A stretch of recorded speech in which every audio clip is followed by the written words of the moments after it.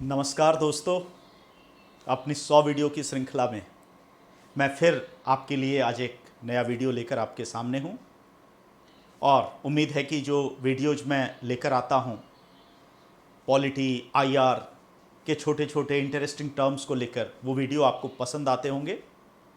तो इस तरह के वीडियोज बनते रहें, आपके सामने आते रहें।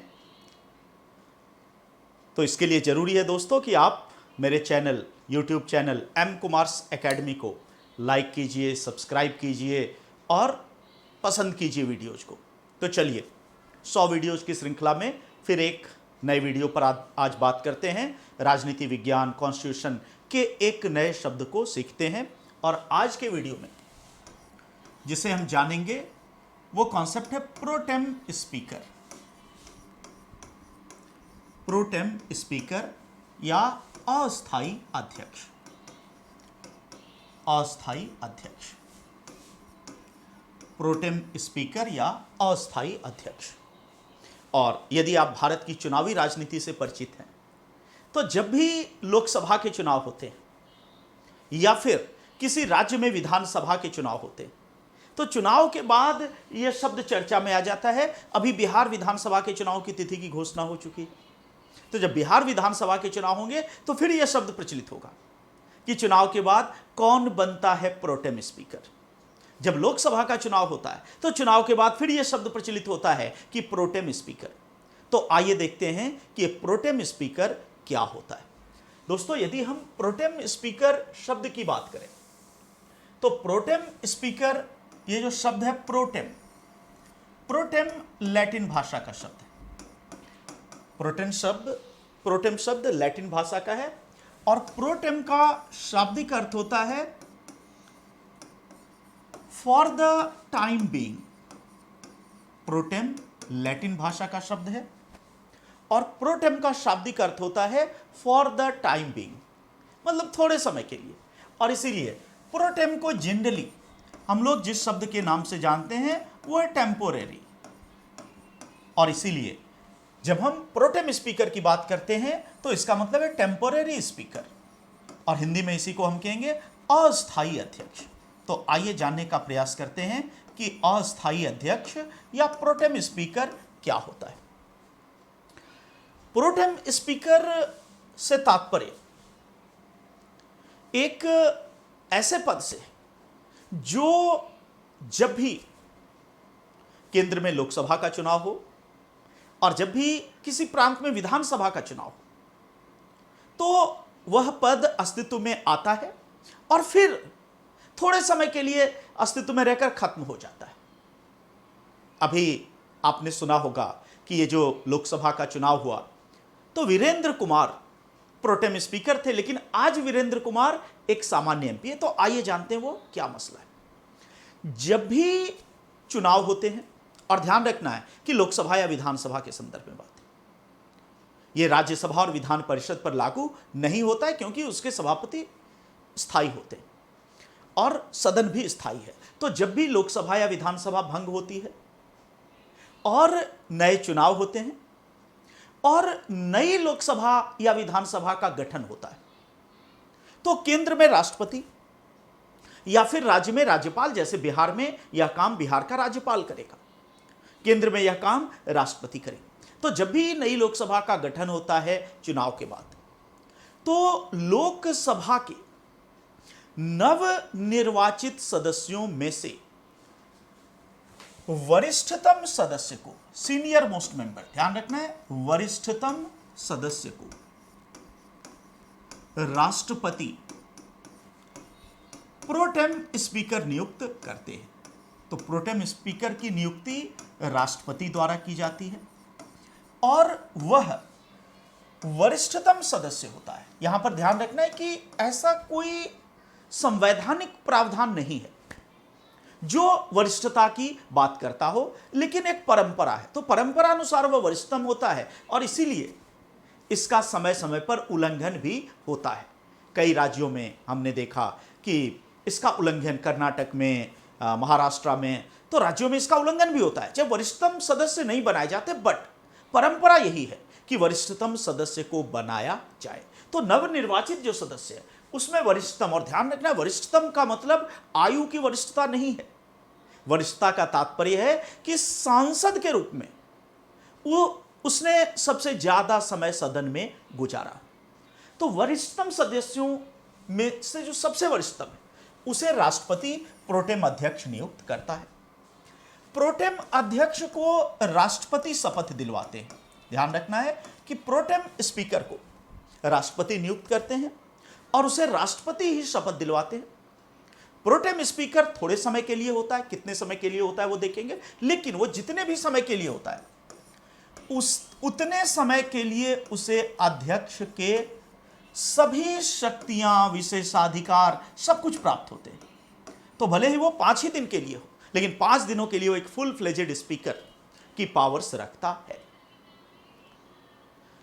प्रोटेम स्पीकर की नियुक्ति हमने देखा राष्ट्रपति करेंगे, जब भी नई लोकसभा का गठन होगा तब करेंगे, और उसे राष्ट्रपति शपथ दिलवाएंगे। उसे अध्यक्ष के सारे विशेषाधिकार, शक्तियां, हर कुछ प्राप्त होता है। प्रोटेम स्पीकर केवल 2 कार्य करता है। ध्यान रखना है, प्रोटेम स्पीकर के केवल 2 कार्य होते हैं। कौन कौन से? पहला, नव निर्वाचित सदस्यों को शपथ दिलवाना। नव निर्वाचित सदस्यों को शपथ दिलवाना। और दूसरा, अध्यक्ष का निर्वाचन करवाना। अध्यक्ष का निर्वाचन करवाना।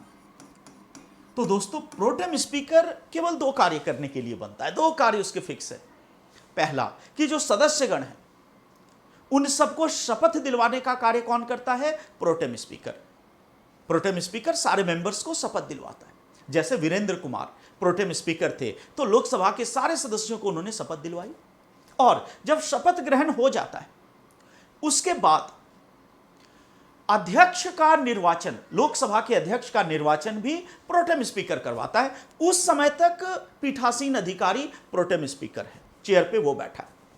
लेकिन जैसे ही अध्यक्ष का निर्वाचन संपन्न हो जाता है और नया अध्यक्ष जैसे ही अपना पद ग्रहण, आसन ग्रहण करता है, वैसे ही प्रोटेम अध्यक्ष का पद समाप्त हो जाता है, और तब प्रोटेम अध्यक्ष एक सामान्य सदस्य बन जाता है।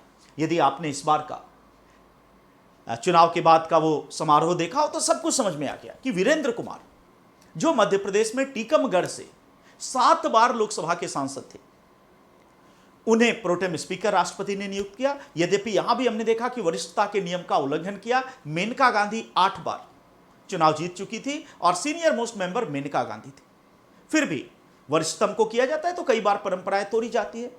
तो टीकमगढ़ के सांसद वीरेंद्र कुमार को प्रोटेम अध्यक्ष राष्ट्रपति ने नियुक्त किया। वीरेंद्र कुमार ने सबको शपथ दिलवाई और ओम बिड़ला का अध्यक्ष के रूप में निर्वाचन करवाया। यही 2 कार्य संपन्न करवाए। और जैसे ही ओम बिड़ला ने अपना पद ग्रहण किया, वैसे ही वीरेंद्र कुमार आज एक सामान्य सदस्य है। तो कुछ दिनों के लिए प्रोटेम स्पीकर की अवधि होती है। सवाल उठता है कि प्रोटेम स्पीकर का पद क्यों बनाया जाता है? परंपरा अनुसार ऐसे पद की व्यवस्था क्यों है? दोस्तों, समझे उसके पीछे के तर्क को कि हर चुनाव के बाद प्रोटेम स्पीकर क्यों होता है। पुराने अध्यक्ष से ही काम क्यों नहीं चला लेते? जैसे 16वीं लोकसभा की अध्यक्ष सुमित्रा महाजन थी। तो भाई, और हमारा संविधान यह भी कहता है कि जब तक नई लोकसभा की पहली बैठक, ध्यान रखना, फर्स्ट सिटिंग, नई लोकसभा की पहली बैठक होने तक पुरानी लोकसभा का अध्यक्ष पद पे होता है। तो सुमित्रा महाजन कब तक पद पर थी? जब तक कि 17वीं लोकसभा की पहली बैठक नहीं हो गई। और जैसे ही पहली बैठक हुई, पहली बैठक शुरू हुई, पुराने अध्यक्ष का पद खत्म हो गया। तो कोई कह सकता है कि आपने प्रोटेम क्यों चुना, आप सुमित्रा महाजन से ही यह काम करवा लो? नहीं, जो पुराना अध्यक्ष है, पिछली लोकसभा का अध्यक्ष है, पहली बात वो 16वीं लोकसभा की अध्यक्ष है, 17वीं की नहीं। दूसरी बात कि भारत में अध्यक्ष जो पुराने लोकसभा का है, सुमित्रा महाजन, वो चुनाव जीतेगा या नहीं इसकी कोई गारंटी नहीं। आगे वह चुनाव लड़ेगा या नहीं इसकी कोई गारंटी नहीं। इसका मतलब यदि फॉर एग्जाम्पल की सुमित्रा महाजन चुनाव हार जाए, जैसे उससे पहले मीरा कुमार अध्यक्ष थी, वो चुनाव हार गई, तो अध्यक्ष यदि लोकसभा का चुनाव हार जाए तो एक हारा हुआ व्यक्ति नवनिर्वाचित सांसदों को कैसे शपथ दिलवाएगा? तो इसलिए कहा कि नहीं, पुराने अध्यक्ष भले ही अपने पद पे रहेगा, लेकिन एक प्रोटेम अध्यक्ष की भी नियुक्ति की जाएगी। और प्रोटेम अध्यक्ष केवल कार्य को सुचारू तरीके से करने के लिए, कि जो नए अध्यक्ष का निर्वाचन और शपथ ग्रहण इस अवधि के बीच के तकनीकी कार्य हैं, उसको भारत में प्रोटेम स्पीकर करता है। तो दोस्तों, प्रोटेम स्पीकर एक अस्थायी अध्यक्ष जो कुछ विशेष कार्य, केवल 2 कार्य करने के लिए राष्ट्रपति के द्वारा नियुक्त किया जाता है। प्रोटेम स्पीकर को राष्ट्रपति ही शपथ दिलवाते हैं और जैसे ही अध्यक्ष का निर्वाचन होता है वैसे ही प्रोटेम अध्यक्ष का पद समाप्त हो जाता है और वह एक सामान्य सदस्य बन जाता है। यदि यह वीडियो आपको पसंद आया हो तो इसको लाइक कीजिए, शेयर कीजिए, दूर दूर तक पहुंचाइए। एम कुमार एकेडमी चैनल को सब्सक्राइब कीजिए और फिर एक नए वीडियो के साथ मैं बहुत जल्द आपके साथ सामने आऊंगा। तब तक स्वस्थ रहिए, सुरक्षित रहिए, प्रसन्न रहिए। जय हिंद।